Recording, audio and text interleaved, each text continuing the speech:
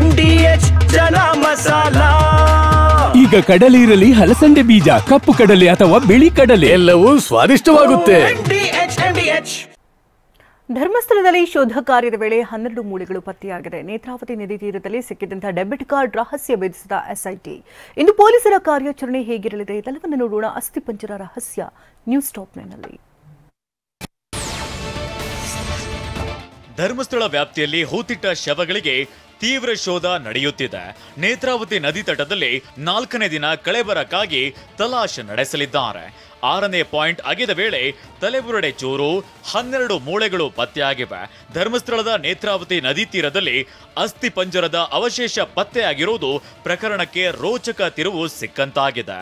ಶವಗಳನ್ನ ಇಲ್ಲೇ ಹೂತು ಹಾಕಿದ್ಯನ್ನೋ ಅನಾಮಿಕ ದೂರುದಾರನ ಹೇಳಿಕೆಗೆ ಬಲ ಬಂದಿದೆ. ಆತ ಈಗ ತೋರಿಸಿರೋದ್ರಿಂದ ಅಲ್ಲಿ ಹೆಣವನ್ನು ಈತ ಹೂತಾಕಿದ್ದಾನೆ ಅನ್ನೋದು ಕನ್ಫರ್ಮ್ ಆಗಿದೆ. ಇನ್ನು ಮುಂದಿನ ಹಂತಗಳಲ್ಲಿ ಆತ ಯಾರ ಹೆಣವನ್ನು ಹೂತಾಕಿದ, ಇಲ್ಲಿ ಅವರು ಹೇಗೆ ಸತ್ರು, ಸೊ ಅಲ್ಲೇನಾದರೂ ಕೊಲೆ ಆಯಿತಾ, ಅತ್ಯಾಚಾರ ಆಯಿತಾ, ಇಂಥದ್ದು ಬೆಳಕಿಗೆ ಬರಬೇಕಾದ್ರೆ ಅದು ಏನಾದರೂ ಸೂಸೈಡಾ, ಸೊ ಇದು ಎಲ್ಲ ಒಂದು ಮುಂದಿನ ತನಿಖೆಯ ಹಂತದಲ್ಲಿ ಇರಬೇಕಾಯ್ತು. ಶವಗಳನ್ನ ನಾನೇ ಹೂತು ಹಾಕಿದ್ದೆ ಎಂದಿದ್ದ ಅನಾಮಧೇಯ ವ್ಯಕ್ತಿ ಮಾಹಿತಿಯನ್ನ ಆಧರಿಸಿ 13 ಪಾಯಿಂಟ್ಗಳಾಗಿ ಮಾಡಲಾಗಿತ್ತು. ಈವರೆಗೆ ಒಟ್ಟು 6 ಸ್ಥಳಗಳನ್ನ ಅಗೆಯಲಾಗಿದೆ. ಮೊದಲ ದಿನ ತಲೆಬುರುಡೆಯನ್ನ ಹೊತ್ತು ಕೋರ್ಟ್ ಮುಂದೆ ಮುಸುಕುದಾರಿ ಹಾಜರಾಗಿದ್ದ. ನಿನ್ನೆ 6ನೇ ಪಾಯಿಂಟ್ನಲ್ಲಿ ಮತ್ತೊಂದು ಅಸ್ಥಿಪಂಜರದ ಅವಶೇಷ ಸಿಕ್ಕಿದೆ. SIT ಶೋಧದ ವೇಳೆ ಅಸ್ಥಿಪಂಜರದ 12 ಮೂಳೆಗಳು ಸಿಕ್ಕಿದೆ. ಅದರಲ್ಲಿ ಕೈ ಮತ್ತು ಕಾಲಿನ ಮೂಳೆ, ತಲೆಬುರುಡೆಯ 2 ಚೂರುಗಳು ಮತ್ತು ಒಳ ಉಡುಪಿನ ರಬ್ಬರ್ ಎಲಾಸ್ಟಿಕ್ ಪತ್ತೆಯಾಗಿದೆ. ಶೋಧ ಕಾರ್ಯಾಚರಣೆ ವೇಳೆ ಪತ್ತೆಯಾಗಿರೋ ಕಳೆಬರಹವನ್ನ FSL ತಂಡ ಪರಿಶೀಲಿಸಿದೆ. 3ನೇ ದಿನದ ಮಹಜರು ಕಾರ್ಯ ಮುಗಿಸಿ ಮೂಳೆಗಳನ್ನ ಒಂದು ಬಾಕ್ಸ್ನಲ್ಲಿ ಸೀಲ್ ಮಾಡಿ SIT ಅಧಿಕಾರಿಗಳು ಕೊಂಡೊಯ್ದಿದ್ದಾರೆ. ಮೂಳೆಗಳು ಸಿಕ್ಕ 6ನೇ ಪಾಯಿಂಟ್ ಸ್ಥಳವನ್ನ ಸಂರಕ್ಷಿತ ಜಾಗ ಅಂತ ಗುರುತು ಮಾಡಿದೆ. ಟಾರ್ಪಲ್ ಹೊದಿಸಿ ಕವರ್ ಮಾಡಲಾಗಿದೆ. ಮೇಲ್ಭಾಗದಲ್ಲಿ ತಗಡಿನ ಶೀಟ್ ಹಾಕಿ ಕಬ್ಬಿಣದ ರಾಡ್ ಮೂಲಕ ಮಳೆ ನೀರು ಹೋಗದಂತೆ ಮಾಡಲಾಗಿದೆ. ಧರ್ಮಸ್ಥಳ ವ್ಯಾಪ್ತಿಯಲ್ಲಿ ಅನಾಮಿಕನ ಸಮ್ಮುಖದಲ್ಲಿ ಪತ್ತೆ ಕಾರ್ಯ ನಡೆಸಲಾಗ್ತಿದೆ. ನಿನ್ನೆ ಬೆಳಿಗ್ಗೆ 11:50ಕ್ಕೆ ಶೋಧ ಆರಂಭವಾಗಿತ್ತು. ಮಧ್ಯಾಹ್ನ 1 ಗಂಟೆ ವೇಳೆಗೆ 4 ಅಡಿ ಆಳದಲ್ಲಿ ಮೂಳೆಗಳ ಚೂರುಗಳು ಪತ್ತೆಯಾಗಿದ್ವು. ಹೀಗಾಗಿ ಮತ್ತಷ್ಟು ಆಳಕ್ಕೆ ಅಗೆಯಲು SIT ಟೀಮ್ ಮುಂದಾಗಿತ್ತು. ಮಧ್ಯಾಹ್ನ 2:45 ವೇಳೆಗೆ 11 ಮೂಳೆಗಳು ಸಿಕ್ಕಿದ್ವು.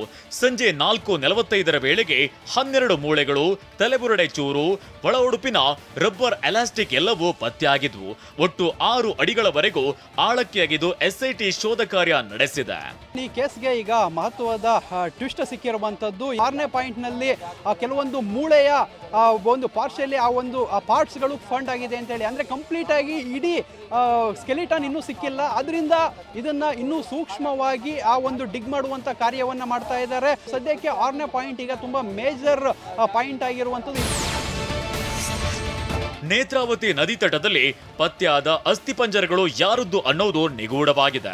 ಇನ್ನು SIT ಪ್ರಾಥಮಿಕ ಮಾಹಿತಿ ಪ್ರಕಾರ ಸಿಕ್ಕಿರೋ 12 ಮೂಳೆಗಳ ಮಾದರಿ ಪುರುಷನ ಮೂಳೆಗಳ ರೀತಿ ಇದೆ ಅಂತ SIT ಮೂಲಗಳು ಹೇಳ್ತಿವೆ. ಆದ್ರೆ ಸಾವಿಗೀಡಾಗಿರೋದು ಸಹಜ ಸಾವ, ಕೊಲೆ ಮಾಡಿದ್ದ ಆತ್ಮಹತ್ಯೆನ ಅನ್ನೋದನ್ನ FSL ತನಿಖೆಯಲ್ಲಿ ಪತ್ತೆಯಾಗಬೇಕಿದೆ. FSL ತಂಡ ಮತ್ತು SIT ಅಧಿಕಾರಿಗಳು ಮೂಳೆಗಳ ಪರೀಕ್ಷೆಗೆ ಮುಂದಾಗಿದೆ. ಅನಾಮಧೇಯ ವ್ಯಕ್ತಿ ನೀಡಿರೋ ಮಾಹಿತಿ ಪ್ರಕಾರ 6ನೇ ಪಾಯಿಂಟ್ನಲ್ಲಿ ಮೂಳೆಗಳು ಪತ್ತೆ ಆಗಿರೋದ್ರಿಂದ ಈ ಪ್ರಕರಣ ರೋಚಕತೆ ಪಡೆದುಕೊಂಡಿದೆ. ಇಂದು 6ನೇ ಸ್ಥಳದಲ್ಲಿ ಮತ್ತೆ ಶೋಧ ಮುಂದುವರಿಯುವ ಸಾಧ್ಯತೆ ಇದೆ ಎನ್ನಲಾಗಿದೆ. ಇದರ ಜೊತೆಗೆ ಇನ್ನು 7 ಸ್ಥಳಗಳಲ್ಲಿ ಶೋಧ ಕಾರ್ಯ ಬಾಕಿ ಇದೆ. SIT ತನಿಖೆ ತೀವ್ರಗೊಳಿಸಿದ್ದು ನೇತ್ರಾವತಿ ನದಿ ತೀರದಲ್ಲಿ ಅಸ್ಥಿ ಪಂಜರಗಳಿಗಾಗಿ ಹುಡುಕಾಟ ಮುಂದುವರಿಯಲಿದೆ. ಧರ್ಮಸ್ಥಳದಲ್ಲಿ 6 ಜಾಗಗಳ ಪೈಕಿ 2ರಲ್ಲಿ ಮಾತ್ರ ಕೆಲವೊಂದು ವಸ್ತುಗಳು, ಮೂಳೆಗಳು ಪತ್ತೆಯಾಗಿವೆ.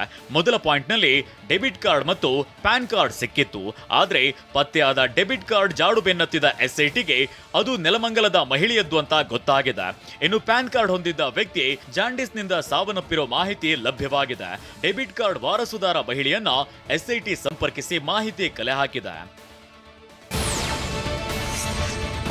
ಒಂದ್ ಕಡೆ ಮೊದಲ ಪಾಯಿಂಟ್ಸ್ ನಲ್ಲಿ ಪತ್ತೆಯಾಗಿದ್ದ ಡೆಬಿಟ್ ಕಾರ್ಡ್, ಪ್ಯಾನ್ ಕಾರ್ಡ್ ಯಾರದ್ದು ಅಂತ SIT ಪತ್ತೆ ಮಾಡಿದೆ. ಆದ್ರೀಗ 6ನೇ ಪಾಯಿಂಟ್ ನಲ್ಲಿ ಪತ್ತೆಯಾದ ತಲೆಬುರುಡೆ, ಮೂಳೆಗಳು ಯಾರದ್ದು ಅನ್ನೋದು ಬಹಳ ಕುತೂಹಲ ಮೂಡಿಸಿದೆ. 6ನೆಯ ಪಾಯಿಂಟ್ ನಲ್ಲಿ SIT GPS ಸೆಟ್ ಮಾಡಿದೆ. ಮುಂದಿನ ದಿನಗಳಲ್ಲಿ ಹೆಚ್ಚಿನ ಶೋಧದ ಅವಶ್ಯಕತೆ ಇದ್ದಲ್ಲಿ ಬಳಕೆಗೆ ಅನುಕೂಲವಾಗಲಿ ಅಂತ ಈ ನಿರ್ಧಾರ ಮಾಡಿದೆ. ಧರ್ಮಸ್ಥಳ ವ್ಯಾಪ್ತಿಯಲ್ಲಿ ಇಂದು ಕೂಡ ಅಸ್ಥಿಪಂಜರ ಪತ್ತೆ ಕಾರ್ಯ ನಡೆಯಲಿದೆ.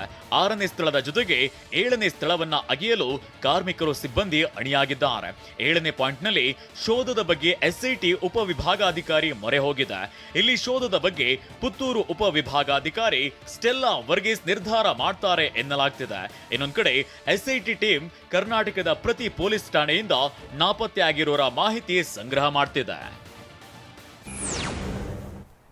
ವಾಹ್, ಯಾಕೆ ಈಗ ಬಂತ ಸ್ವಾದ? ಖಂಡಿತ ಈಗ ಬಂತು ಅಸಲಿ ಸ್ವಾದ. MDH chunky chaat masala life ಅಲ್ಲಿ ಅಸಲಿ ಸ್ವಾದ ತರುತ್ತೆ. ಅಸಲಿ ಮಸಾಲ, ಎಸ್ ಎಸ್ MDH.